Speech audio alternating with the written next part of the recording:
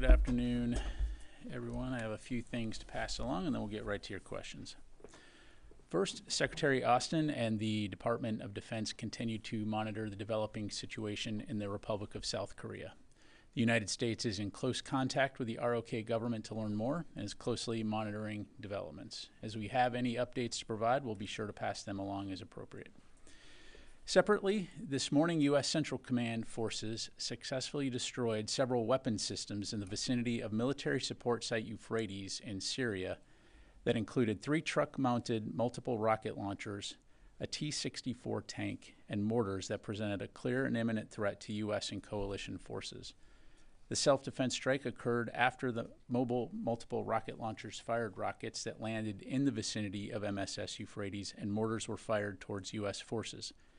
We're still assessing who is operating these weapons, but do know that there are Iranian-backed militia groups in the area that have conducted attacks on MSS Euphrates in the past. There are also Syrian military forces that operate in the area. To be clear, these self-defense actions successfully eliminated imminent threats to U.S. personnel and were not linked to any broader activities in northwest Syria by other groups. In a separate incident, which I highlighted during yesterday's off-camera press gaggle, on November 29, U.S. Central Command also successfully engaged a hostile target employing A-10 fighter aircraft that had posed a threat to U.S. and coalition forces at MSS Euphrates, as individuals were observed preparing a rocket rail. The self-defense actions likewise eliminated threats to our personnel at MSS Euphrates and again were in no way related to ongoing operations in and around Aleppo or northwest Syria. Let me underscore that the U.S. mission in Syria remains unchanged as U.S. and coalition forces continue to focus on the enduring defeat of ISIS. However, we remain fully prepared to defend and protect our personnel and assets deployed in the region, to include our forces deployed to Syria. For further questions, I'd refer you to U.S. Central Command. Shifting gears, as you may have seen yesterday, the Department announced the 71st PDA package for Ukraine. With an estimated value of $725 million, this latest package will provide Ukraine significant additional capabilities to meet its most urgent needs, including air defense capabilities, munitions for rocket systems and artillery, and anti-tank weapons. The United States will continue to work with our allies and partners to ensure that Ukraine has the security assistance it needs to defend itself from Russian aggression. Turning now to Secretary Austin's schedule. Tomorrow, the Secretary will travel to West Point in New York to visit the United States Military Academy, where he'll deliver a speech to the cadet class of 2025. I won't get ahead of his speech, but you can expect the Secretary to reflect on his public service career, offer advice to the cadets based on lessons learned from the battlefield, and provide his thoughts on leadership, professionalism, and the vital work that the United States Army and our armed forces do every day to defend our nation. We'll be live streaming his remarks on defense.gov, so I would encourage everyone to watch. And lastly, as you may have seen in our press release, Acting Under Secretary of Defense for Policy, Ms. Amanda Dory, traveled to Benin and Cote d'Ivoire this week for several engagements with the civilian and military leadership of each country. Ms. Dory's visit underscores the strong bilateral relationship between the U.S., Benin, and Cote d'Ivoire, who are important partners in West Africa. Ms. Dory's trip enabled the Department of Defense to engage our African partners on security-related issues of mutual interest, such as countering violent extremism and maritime security. The trip highlights the DoD's enduring commitment to our partners in coastal West Africa and the need to work together to address shared challenges and develop innovative approaches to ensure regional security and stability. Additional information will be posted to defense.gov when it becomes available. With that, happy to take your questions. Don't see AP in the room here. Let me just check on the phone, make sure. We'll go to Warren. Such an honor. Yes. Just a few South Korea questions. Has General LaCamera been in touch with his South Korean counterparts, or has there been other military-to-military communications or engagements since the martial law was declared? Thanks, Warren. I'd refer you to USFK for any questions about General LaCamera. Again, as I highlighted at the top, the U.S. government writ large is in contact with the Republic of Korea, and of course we'll keep you updated on that front. Have there been any changes to U.S. force posture with the number of troops we have in There have been no changes, to my knowledge. And have you seen any indications North Korea is poised or trying or willing to take advantage of the situation? Of course, we're closely monitoring the situation, but I'm not aware of any force posture changes. Jennifer. General Ryder, can you assure the American people that U.S. troops in Syria are secure and defended tonight? Yes. And who do you think, can you explain a little bit more about the HTS? Are the Syrian Democratic Forces joining them in sort of potentially overthrowing Assad in these areas? Or are they operating separately? Who's behind this group? Do you describe them as an al-Qaeda affiliate? Yeah, so, you know, I'll answer your question, but I'll say up front for SDS operations, I'd refer you to them. But I can tell you from what I've seen, two separate things. You've got HTS rather, operating up near Aleppo, moving southwards toward Hama. This group is essentially a spin-off of al-Nusra Front, which was an al-Qaeda spin-off. And so, again, a recognized terrorist group and part of the morass, so to speak, of many different groups that have been fighting the Assad regime for several years now. The SDF, of course, do have personnel that are up in that area of northwest Syria, but predominantly down in eastern and northeastern Syria. Our focus has been on working with the SDF rather as it relates to countering ISIS, and that continues to be our focus. Are you seeing Iranian-backed groups come across from Iraq? Are you concerned about, again, a flood of foreign fighters coming in from either Lebanon or Iraq? Jennifer, I haven't seen anything at this point to indicate anything large scale like that. I have seen some press reports speculating that's a potential. There is the potential for that, but I haven't seen anything to indicate that that's the case at this point. So, okay, Joseph. Thanks. Just to stay on Syria, yesterday the U.S.-backed SDF seized several villages in Deir ez-Zor from Iranian-backed or Syrian government forces, and then the strikes that you just mentioned, U.S. strikes earlier today. Just want to ask, what kind of coordination is taking place between the U.S. and SDF as it pertains to potentially taking over these areas that were previously under the control of either the Syrian government or Iranian-backed militias? Yeah, as I mentioned to Jennifer, I'd refer you to the SDF to talk about their operations. Joseph, MSS Euphrates is, of course, down in that region, and our focus is on protecting our forces and also preserving our efforts to conduct counter-ISIS operations in partnership with the SDF. But in terms of anything that the SDF is doing, I'd refer you to them. And just one more. Yesterday you mentioned the Department on Lebanon. The department was working to help ensure the Lebanese armed forces have the training, capacity, and strategy development of basically how they'll implement the ceasefire. That was agreed. You also said that the department was working with partners to help support the LAF and their ability to provide security and implement the ceasefire as well. Can you put a finer point on that and explain what exactly you all are doing from this department to help in those areas? Yeah, so recognizing that we're in the early days of the ceasefire, right, and the fact that a lot of work remains in terms of putting the mechanisms into place as far as enabling the LAF to be able to provide that security. The way that I would characterize this is almost equate it to the security assistance that the U.S. provides in other places, although in this case it's obviously some significant challenges.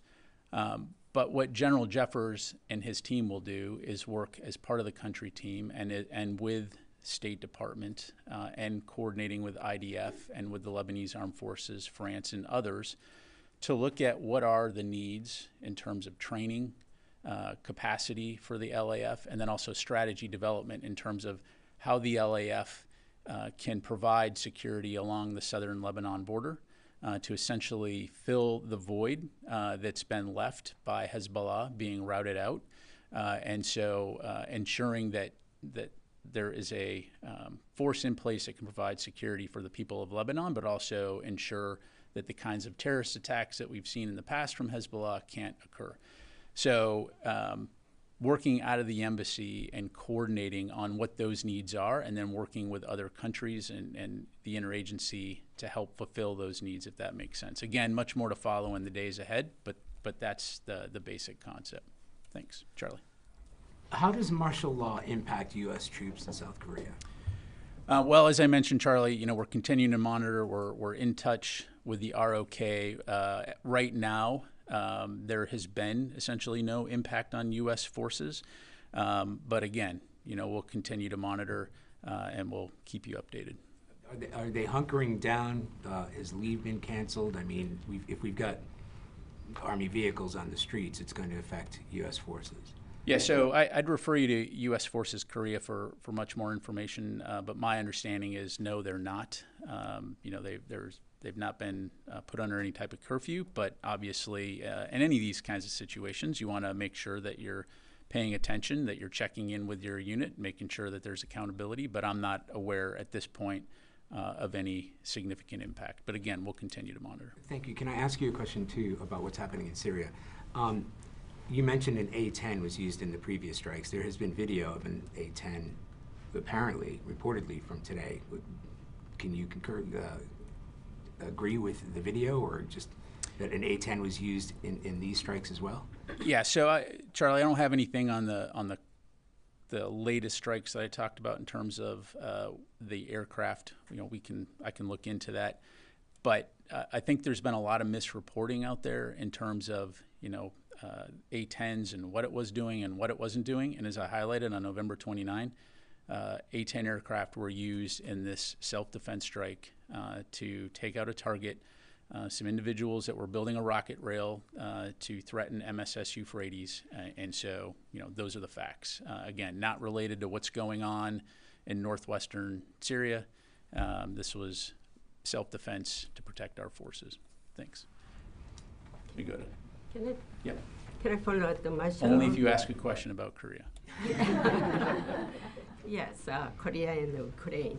South Korean President Yoon Suk-yeol declared martial law to prevent the destruction of liberal democracy.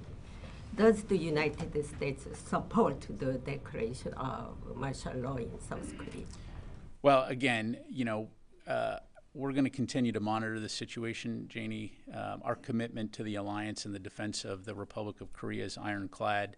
But again, we'll continue to monitor, keep you updated regarding any updates on our end. In the meantime, as it relates to any type of bilateral discussions in that regard, I'd refer you to State Department. The Ukraine issues.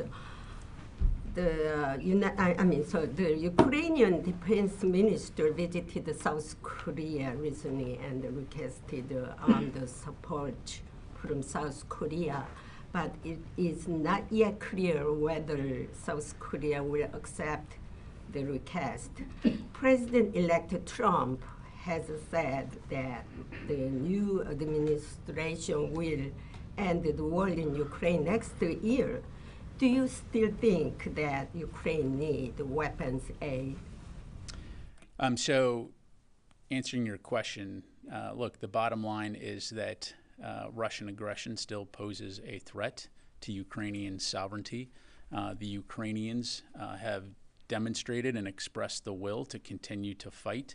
And as Secretary Austin has said many times, Ukraine matters, not only to European security, but to U.S. and international security.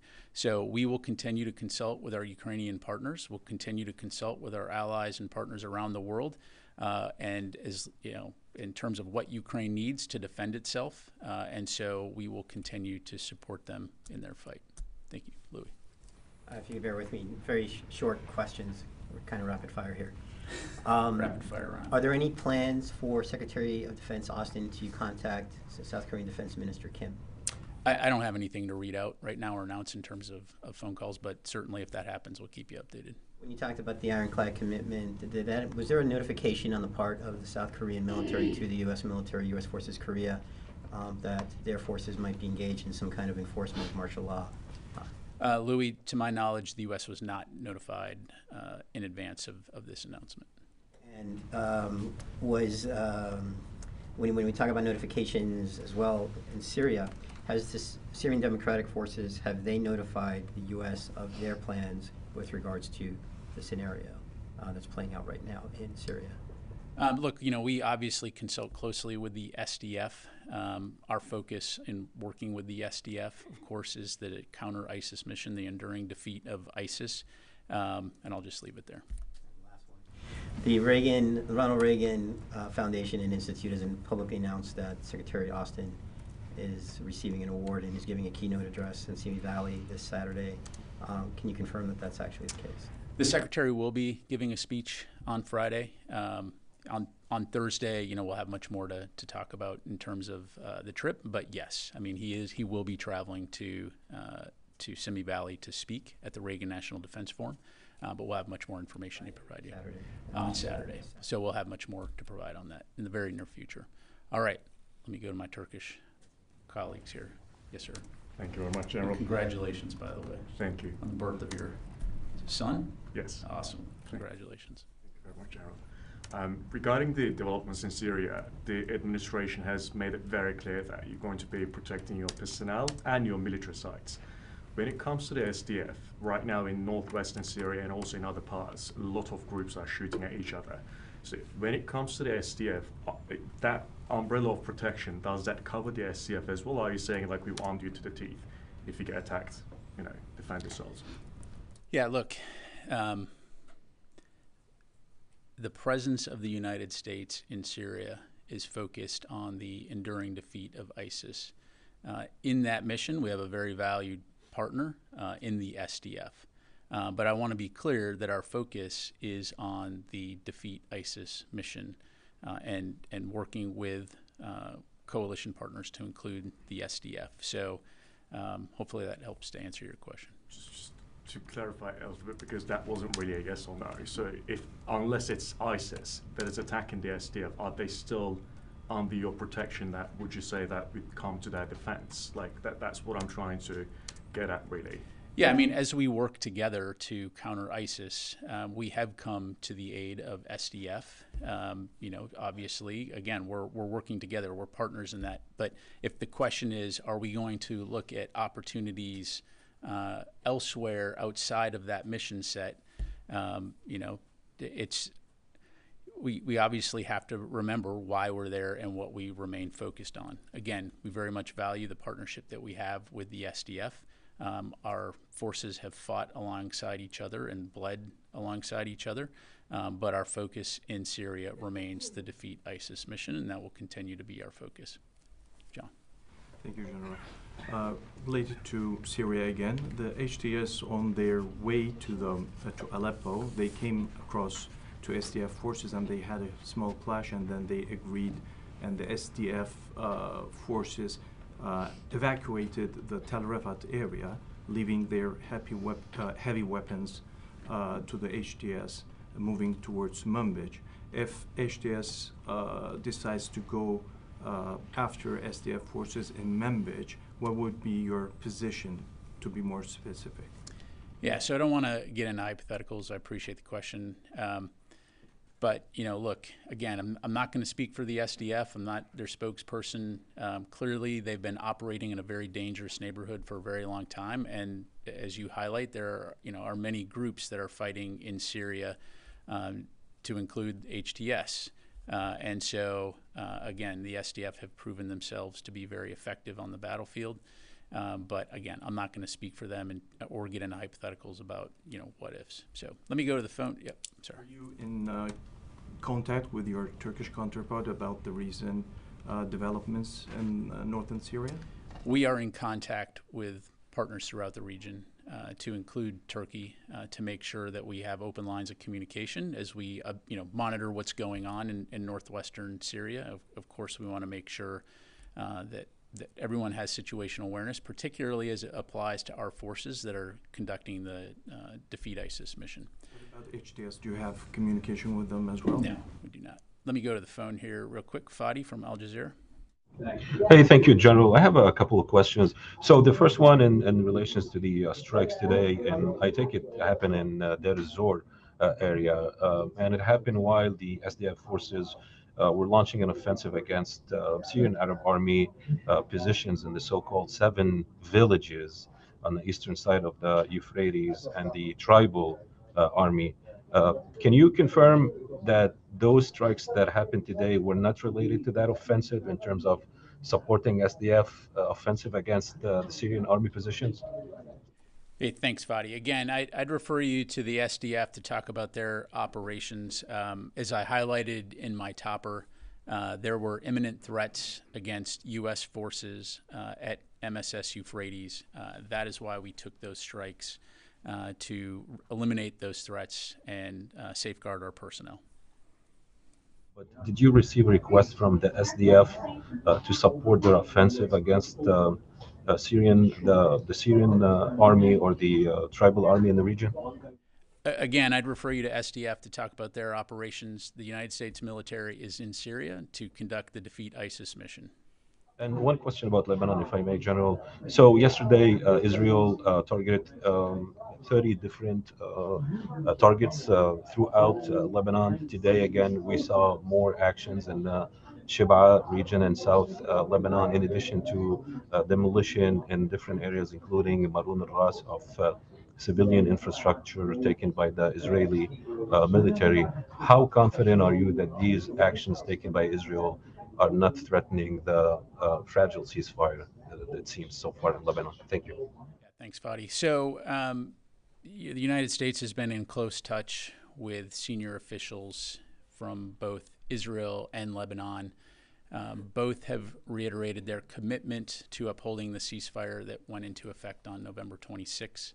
Again, we've seen these episodic incidents on both sides of the border, but assess that the ceasefire continues to hold. And we'll continue to work towards that end from our standpoint. Thank you. Let me go to Jeff Schogel, Task and Purpose. Thank you. Regarding the November 29th 810 strike, was this the first time in a while that 810s have done a CAS mission in Iraq or Syria? Do you have any type of battle damage assessment of how many fighters may have been killed? And is it unusual that the 810s were called in for this mission? Thank you.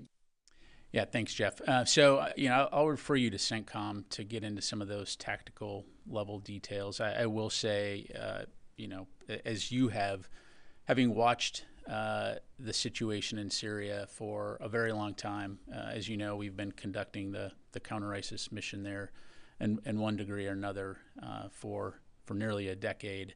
A-10s have been employed in the past to support U.S. forces and help protect U.S. forces. So that in and of itself is not something new. Okay, let me go to Tara. You're here now. All right, welcome. You missed your opportunity to get the first question, but Orrin stepped in for you. Varying it up for you. All right. All right, so one on Korea.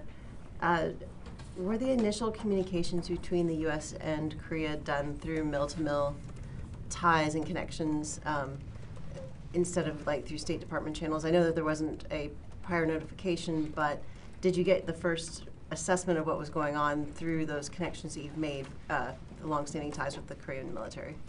Yeah, I don't have any more granularity to provide from the podium here, Tara. Again, the U.S. government is in contact, and as we have more details to provide, I'll be sure to let you know. But in contact, I mean, has there been any mill-to-mill communication at this point? Yes. Okay. But I'm not going to go into specifics on who and when at this point. But again, we're in contact, and I'll just leave it there. Okay, and then on Syria with the A-10s, were they selected at this point because Russia has largely pulled most of its air defenses and some of its more sophisticated weapon systems out of Syria because they've pushed it forward to Ukraine? So I won't go into the TTPs in terms of determining which type of aircraft to use, other than to say, as you know, we have a variety of platforms in the theater, and Air Force commanders and Central Command commanders will employ the system that they deem most appropriate for the task at hand. And so that will always be the case regardless of the mission. Thanks. Let me go to Carla, and I'll try to get some guys in the back here. Just to follow on, I know that you've been in communication with the South Koreans, but have they asked for any assistance from the U.S.? I'm not aware of any at this point.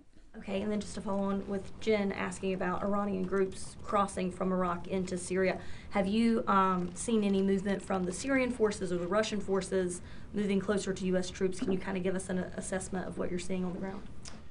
I don't have an update to provide. Again, in terms of the situation as it's playing out in northwestern Syria, U.S. forces are obviously not in that area. We're focused on the Defeat ISIS mission over in northeast and eastern Syria. And I just have to leave it there. Just a quick follow-up, Pat, to that. Why was the hotline used to call Russian counterparts on Monday? Was there a close call? What was the reason for it? No, I mean, as we have operated in this space now for almost a decade, recognizing the fact that Russia does conduct operations in Syria as well in support of the Assad regime, it was deemed appropriate years ago to open this hotline. And so as you see the activities that are occurring in northwestern Syria, making sure that there's an open line of communication to prevent potential miscalculation of our forces that could be operating in close proximity. Traditionally that has been air operations, just given the time and space and speed at which aircraft operate, but a prudent measure to ensure that we prevent any type of miscalculation. And where's President Assad right now? I'd have to refer you to his public affairs team. I don't know. Thank you, Jared. Just on the battle damage assessment in eastern Syria and the self-defense strike near mission support site Euphrates, how did the U.S. know what munitions and weapons were destroyed in this? Were there U.S. forces on the ground? Did they go near the village of Hashem outside the base there? Jared, again, we have a variety of means. These threats were in the proximity of MSS Euphrates, and so I'll just leave it there. Did the OIR commander tap the deconfliction line and speak with the Russians about these strikes or operations in this area, either by the U.S. or the partner forces? I'd have to refer you to CENTCOM on that. Chris. Thanks, Pat. There were a number of drone incursions over U.S. bases in England over the past 10 days or so. Has the Pentagon determined who is responsible for those actions? As I understand it, Chris, it's still under review. Of course, working with the UK authorities on that. To my knowledge, there has not been another drone incursion since 26 November. So again, we'll continue to look into this. Did the U.S. military take any additional force protection measures? Nothing beyond what we've talked about before. Again, no real operational impact on our forces. It's something we take seriously, and we're working with our UK counterparts to look into. Thanks. Take a few more. Yes, sir. Thank you, General. 2 questions. Multiple human abuses have been reported and carried out by the HTS and SNA. Are you in a position to take any action against these groups? Well, look, the U.S. presence in Syria is focused on the Defeat ISIS mission. I can't be any more clear than that. We certainly are aware that HTS is a terrorist group, but the United States is not actively involved, nor do we seek to actively get involved in the civil war that has been occurring in Syria for years. And I'll just leave it there. And lastly, how do you look at the statement by the Iraqi government showing support for Syrian regime? I'm sorry, can you say that again? How do you look at the statement by the Iraqi government showing support for Assad regime?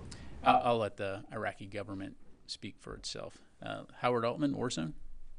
Thanks, Pat. I wanted to drill down a little bit on the strike in eastern Syria.